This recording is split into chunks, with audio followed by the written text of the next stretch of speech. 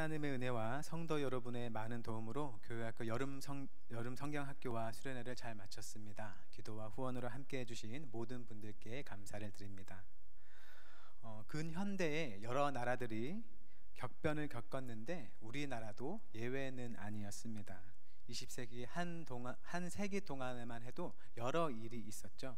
20세기 전반에는 일제강점과 강복이 있었고, 얼마 지나지 않아 20세기 중반에는 6.25 전쟁과 또 남북 분단이 있었습니다. 이후로는 한강의 기적이라고 불리는 빠른 경제 성장과 민주화, 또 정치적인 여러 변화를 겪었습니다. 또 20세기 후반부터는 기술이 급격하게 발전하면서 우리 생활의 모습이 이전과는 너무나 많이 달라졌습니다. 한국 경제가 거의 무너지다시피 한 6.25 전쟁 후의 생활 수준과 현재의 생활 수준은 비교할 수 없을 정도로 큰 차이를 보이는 것 같습니다. 그런데 이러한 변화가 70년도 채 되지 않은 시간 동안 이루어져서 각 시대마다 다른 삶의 경험을 경험한 여러 연령층 간의 갈등이 있는 것 같습니다. 서로 대화를 하다가도 왜 그렇게 생각하는지 잘 이해하지 못하는 모습을 우리가 종종 발견할 수 있습니다. 6.25 전후 시대가 물질적으로는 극도로 가난했지만 이보다 더 나빠질 순 없고, 앞으로는 이보다 더 잘 될 일만 남았다면서 희망을 가진 세대였다면, 지금의 세대는 그때에 비해 훨씬 물질적으로는 풍요롭지만 앞으로 현재의 상황조차 유지할 수 있을지를 걱정하면서 쉽사리 꿈을 가지지 못하는 세대로 보입니다. 예전에 인터넷에서 한 교육 평론가의 인터뷰를 본 적이 있습니다. 이 내용은 초등학생의 교육에 관한 것이었습니다. 그런데 그분이 이런 말을 하는 것이었습니다. 당신의 자녀가 이러이러하다면 그 자녀는 바로 효자이고 효녀입니다 라고 했습니다. 무엇을 기준으로 그 아이를 효자, 효녀라고 구분을 했을까요?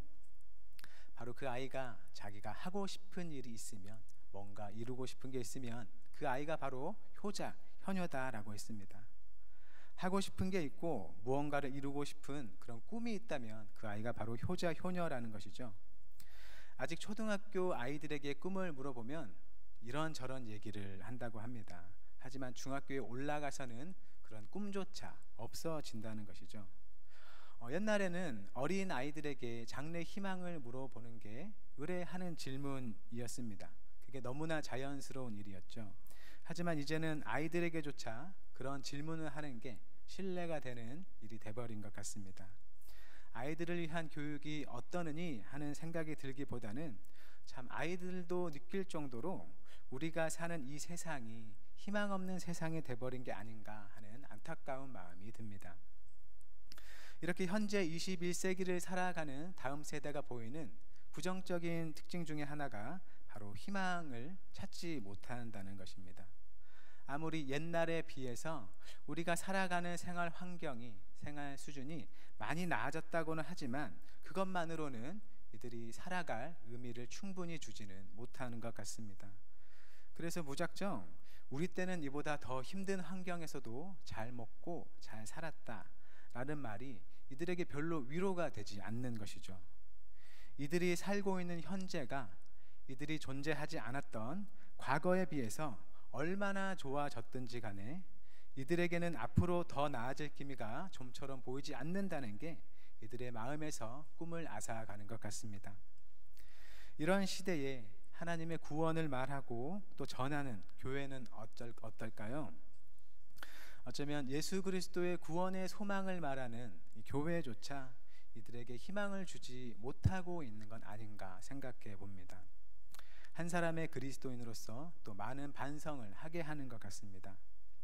사도 바울은 이렇게 말을 했죠. 믿음, 소망, 사랑은 반드시 있어야 한다고 했습니다. 그렇다면 우리에게 반드시 있어야 할 그 세 가지 중에 하나, 소망으로서 우리 시대의 다음 세대들에게 참된 소망을 우리가 주고 있는 걸까요?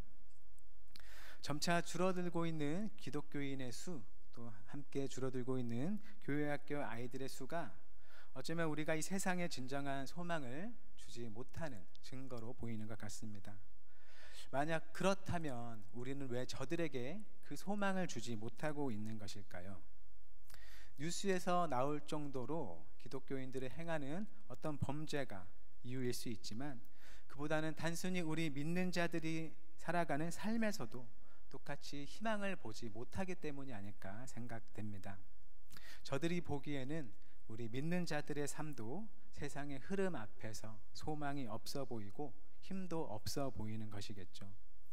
믿는 사람조차도 세상의 풍파 앞에서 쉽게 낙심하고 일어서지 못해서 마치 소망 없는 채로 살기 때문인 것은 아닌가 생각합니다. 하지만 우리가 정말 하나님 안에서 의미 있는 삶을 산다면 그들도 우리 삶의 모습에서 하나님이 주시는 그 삶의 해답을 찾을 수 있지 않을까 생각합니다. 그런 의미에서 우리가 하나님 안에서 정말 복 있는 사람이 되는 게 필요하겠습니다. 우리가 주님 안에서 진정 복 있는 사람이 되어서 어떤 환경 속에서도 우리가 소망을 놓지 않고 그것을 붙드는 모습을 보일 때 그들도 그리스도인 안에는 그들이 찾는 소망이 정말 있구나 하는 것을 알고 주님께 나오지 않을까요? 적어도 우리가 우리의 소망이라고 부르는 교회의 다음 세대들에게는 반드시 주님 안에서의 꿈을 줄 수 있어야겠습니다. 그런 점에서 하나님 앞에 복된 사람을 묘사하는 시편 1편은 우리에게 중요한 교훈을 주고 있습니다. 이 복 있는 사람은 어떤 사람일까요? 보통 세상에서 복 있는 사람은 어떤 사람인가요?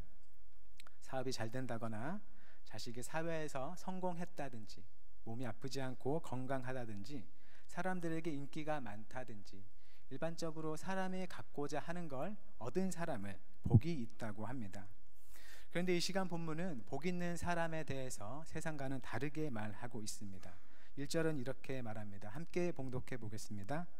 복 있는 사람은 악인들의 꾀를 따르지 아니하며 죄인들의 길에 서지 아니하며 오만한 자들의 자리에 앉지 아니하고. 아멘.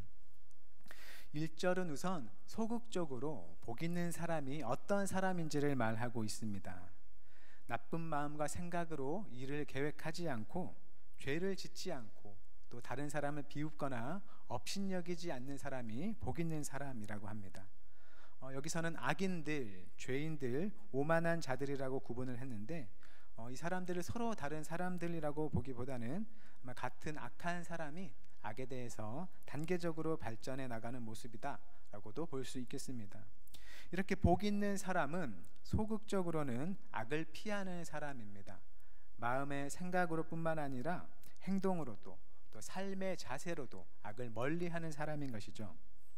소극적인 면에서 악을 피하는 사람이 복 있는 사람의 모습이라면 적극적으로는 어떤 모습이 이 복 있는 사람의 모습일까요? 2절 말씀을 함께 봉독하겠습니다. 오직 여호와의 율법을 즐거워하여 그의 율법을 주야로 묵상하는도다. 아멘. 복 있는 사람이 소극적인 면에서는 악을 피하고 산다면 적극적인 면에서는 그 반대로 선을 행하는 사람이어야 할 것 같은데, 하지만 2절은 복 있는 사람은 선을 행하는 사람이라 하지 않고 오직 여호와의 율법을 즐거워하여 그의 율법을 주야로 묵상하는 사람이라고 합니다. 복 있는 사람, 그 사람은 율법을 주야로 묵상하는데 그 일을 즐거움으로 한다는 것이죠. 그저 묵상만을 하는 것이 아니라 그 묵상 속에서 하나님이 주시는 즐거움을 경험하는 것입니다.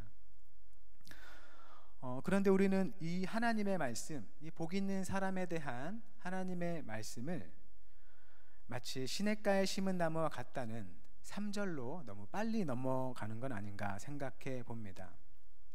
하나님의 말씀을 잘 묵상하고 잘 지키면 모든 일이 다 형통한 시냇가의 나무처럼 내가 하는 일이 다 잘 되고 내 자녀들이 다 잘 되고 우리 집이 잘 될 것으로 기대해 보는 것이죠.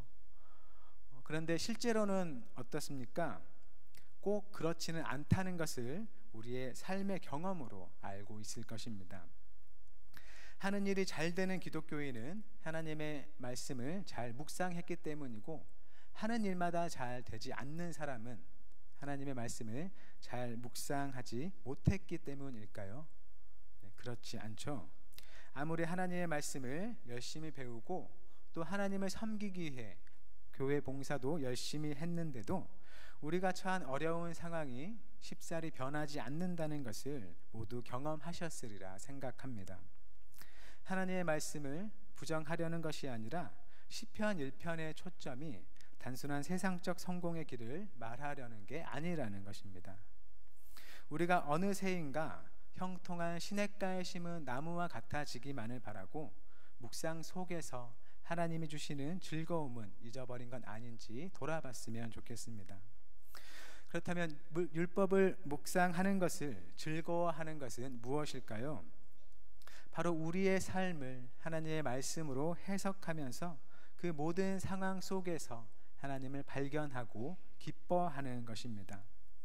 하나님은 눈에 보이지 않지만 또 눈에 보이지 않을 뿐더러 마치 하나님이 계시지 않는 것 같은 어려운 상황일지라도 그 속에서도 하나님의 말씀을 진리로 믿고 의지해서 하나님의 존재를 발견하고 그분의 손길을 경험하는 것입니다.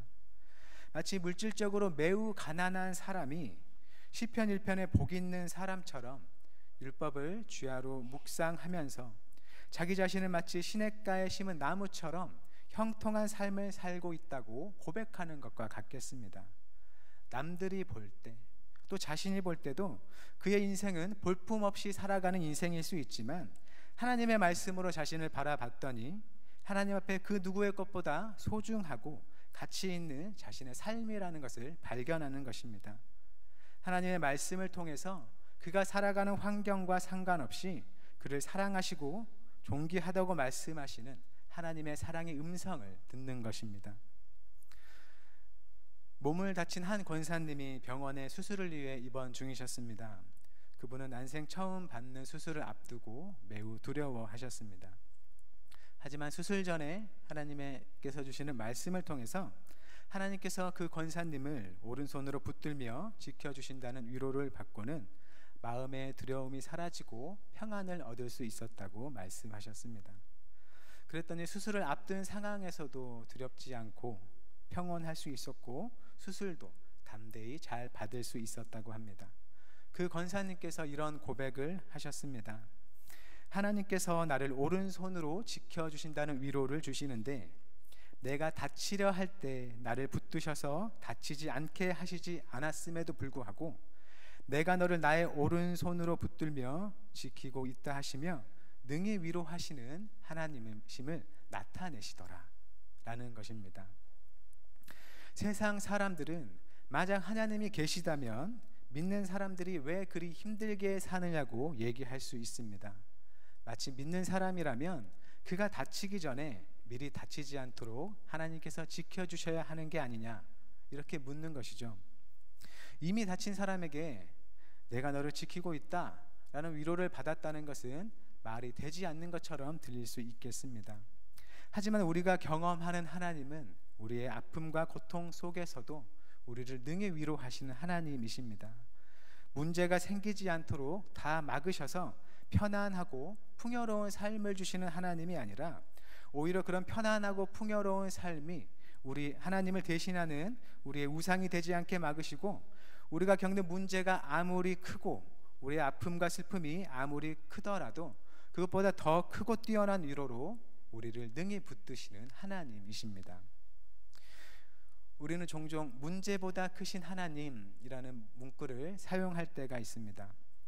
기본적으로는 전능하신 하나님이 해결하지 못할 문제는 없다라는 의미로 사용하는 것 같습니다. 그런데 이 말을 계속해서 되새겨보니 하나님의 은혜와 사랑을 보지 못하도록 막을 만한 문제는 없다는 말로 다가옵니다. 단순히 문제를 해결하시는 하나님이 아니라 우리 삶의 문제가 여전히 풀리지 않는 중인데도 우리를 사랑하시는 우리의 하나님이심을 의심하지 않게 하시는 분이라는 것입니다. 우리가 겪을 수 있는 가장 비참한 상황 속에서도 우리를 향한 그분의 사랑과 위로를 의심하지 않고 믿음으로 받아들이게 하시는 분이라는 것이죠. 우리가 겪는 어떤 문제도 우리의 하나님이 말 그대로 우리의 하나님으로서 계속해서 우리를 통해 영광 받으시는 것을 막을 수 없다는 것입니다.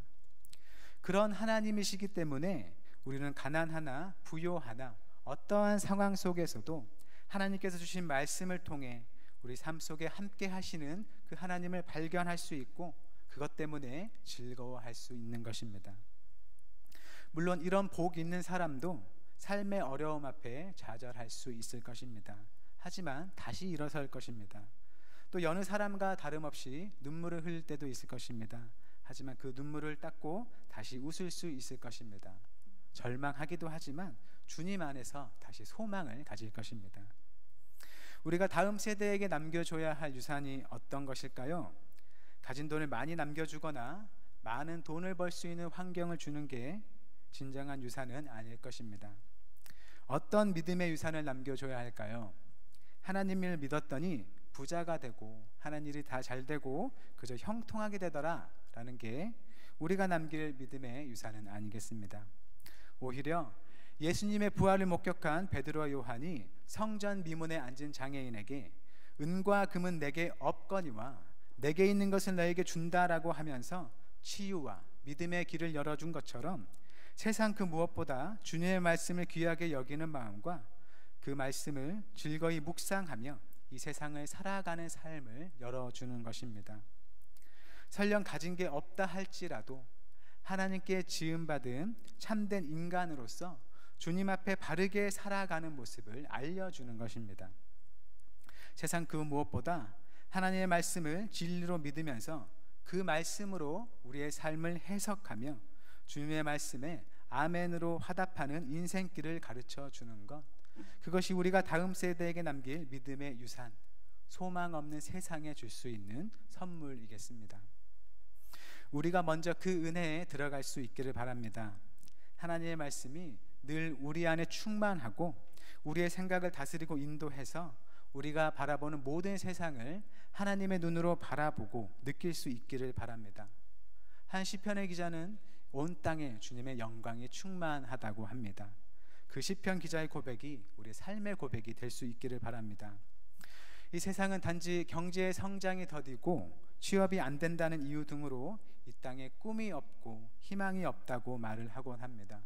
하지만 하나님께서는 부활하신 예수님 안에 우리가 바랄 영원한 소망이 있다는 것을 보여주셨습니다. 그 은혜를 경험한 자로서 그 소망을 꼭 붙들고 살아가시길 바랍니다. 하나님의 말씀 안에 담긴 보물을 발견하고 기뻐하며 우리가 이 땅의 어떠한 상황 속에서도 소망을 가지고 살 수 있다는 것을 세상에 나타낼 수 있기를 바랍니다. 그렇게 하나님 안에 복 있는 사람으로서 우리의 자녀들에게, 이 다음 세대들에게 하나님이 주시는 소망을 전해주는 모든 한영교회 성도님들이 되시기를 바랍니다. 함께 기도하겠습니다. 사랑의 하나님, 주님 앞에 진정 복 있는 사람은 악을 멀리하고 주님의 말씀을 항상 즐거이 묵상하는 사람임을 믿습니다. 우리 삶의 형편이 어떠할지라도 하나님의 말씀의 능력과 위로를 힘입어 늘 소망을 가지고 살아가게 하옵소서. 세상의 어려운 환경 때문에 꿈을 갖지 못한 자녀들을 긍휼히 여기시고 그들이 주님 안에서 참된 소망을 찾을 수 있도록 사랑으로 인도하옵소서. 늘 말씀의 충만한 가운데 살게 하시고 그 복되고 기쁜 삶이 어떤 것인지를 세상에 나타내며 저들에게 참된 소망을 전해주는 주님의 백성들이 되게 하옵소서. 예수님의 이름으로 기도드립니다. 아멘.